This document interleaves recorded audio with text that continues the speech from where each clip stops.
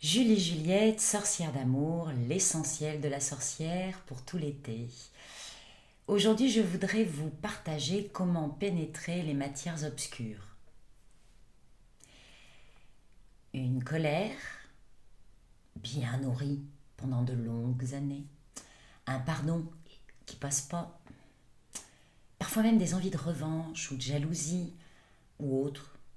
Bref, tout un tas de pensées négatives qui se sont bien accumulées dans certaines zones du corps. Ça peut être n'importe où. Prenons au hasard le foie. Au hasard. Le foie travaille avec la vésicule biliaire.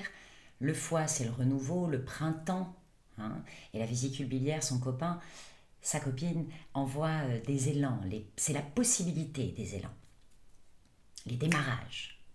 C'est le printemps, quoi. Dommage qu'avec une colère, on empêche le printemps. Dommage qu'une colère bien nourrie, bien grasse en nous, bouche toutes nos capacités d'évolution en définitive. Pénétrer une matière obscure, c'est pénétrer les zones du foie qui sont en saturation, c'est l'exemple du jour, qui sont en saturation par cette colère, par cette vibration négative que je m'impose régulièrement. Comment on fait? D'abord, on part du principe qu'elle est sourde, aveugle et tétanisée. Ça va pas être facile de lui parler. Non, ça va pas être facile. Ça va pas être facile, mais quelqu'un qui est en colère et qui est très énervé, en général, a une écoute limitée. Ça sert à rien de dire à quelqu'un qui est énervé, calme-toi. La seule chose qu'il va entendre, c'est le côté négatif que vous venez de lui envoyer. Tu es énervé. Non, je suis pas énervé, je suis pas énervé. Enfin, nous connaissons tous le procédé. Donc pour atteindre une matière obscure, d'abord, je conseille la lettre P, lettre hébraïque, qui a cette phrase merveilleuse. Ma voix atteint les matières les plus obscures, les plus denses, les plus serrées, les plus tétanisées. Pour détendre une partie de l'être en matière obscure, je commence par lui proposer des vibrations, des choses très douces et très simples. Un bol tibétain. Si j'en ai pas, je me servirai de ma voix. Oh, de la compassion. Oh, mon pauvre doudou. Oh, je pleure avec lui. Je me mets sur son rythme de victime, mais compatissante. D'accord? Pas ah ben t'as bien raison, parce qu'elle a rien à marre. Non, non. C'est oh là là, j'accueille tout ce que tu te fais mal depuis longtemps. Oh, pardon. Évidemment, le Ho'oponopono est de mise. On en profite pour lui demander pardon pour tout ce qu'on lui a fait subir, même si on ne connaît pas cette personne, même si on n'a jamais croisé son foie. Ça n'a aucune importance parce que finalement, nous parlons au nom des autres, de tout le monde. Nous parlons au nom de l'humain qui a des croyances et j'en fais partie de l'humain. Donc je parle en mon nom, mais en m'engageant en tant qu'humain, en tant que femme, je peux porter avec moi une parole de pardon, de femme, d'humain, d'être vivant sur cette planète qui fait ce qu'il peut comme beaucoup. À partir de ce moment-là, je peux obtenir une certaine détente. Ça va donner quelque chose comme un gosse tout d'un coup qui s'arrête de pleurer et qui fait « Ah, tu m'écoutes ?» Ça y est, une brèche vient de s'ouvrir. Un moment de communication est possible.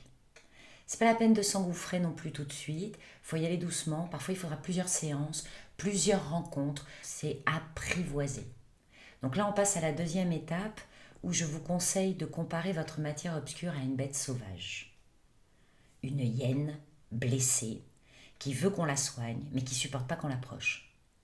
On est dans une dualité. Ça veut dire qu'il va falloir, entre parenthèses, convaincre la personne dans son intégralité qu'elle mérite d'être soignée, qu'elle mérite de se soigner, qu'elle mérite d'accepter le changement, qu'elle mérite de guérir. La matière est moins obscure, car l'ombre a tant été aimée qu'elle en est devenue clarté. Elle vient d'accepter un peu de lumière. Cette part de notre être va se relâcher.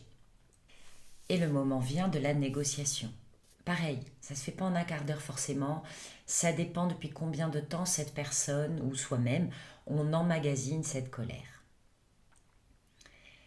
La négociation part d'un donnant-donnant. Si j'accepte d'arrêter de nourrir ma colère, qu'est-ce que j'y gagne?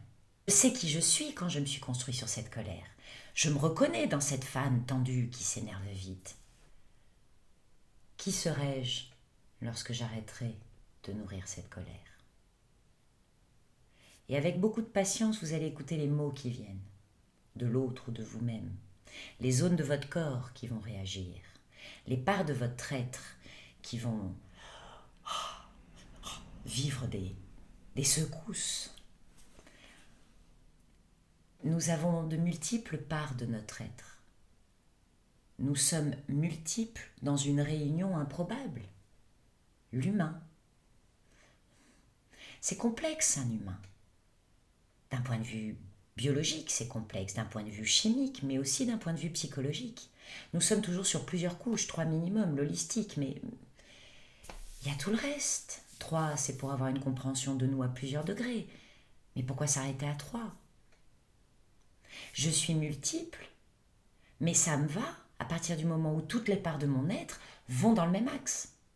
Si une part de mon être veut aller vers la douceur, mais qu'une autre a décidé de rester en colère, je vais avoir beaucoup de mal à y aller.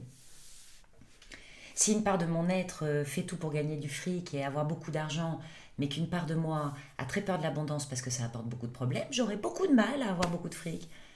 Tout ça, c'est un emboîtement de nous, avec beaucoup de douceur, c'est un jeu de Tetris permanent. Comment je peux me convaincre que de me libérer d'une habitude de nourrir une pensée négative et créer des matières obscures en moi qu'on peut au bout d'un certain temps appeler maladie, le mal dit, le non dit, comment je vais être, qui vais-je devenir? Et c'est là qu'est la négociation. C'est là que j'utilise beaucoup de phrases comme à chaque fois que je suis en colère, j'accueille que je m'empêche de m'épanouir, je m'empêche d'être dans la joie. À chaque fois que je suis dans le refus et la peur, je m'empêche d'évoluer, de vivre de l'amour, des relations sympathiques, etc., etc. Ah, j'accueille qu'à chaque fois que je m'empêche de... Ça marche à toutes les sauces. C'est extraordinaire.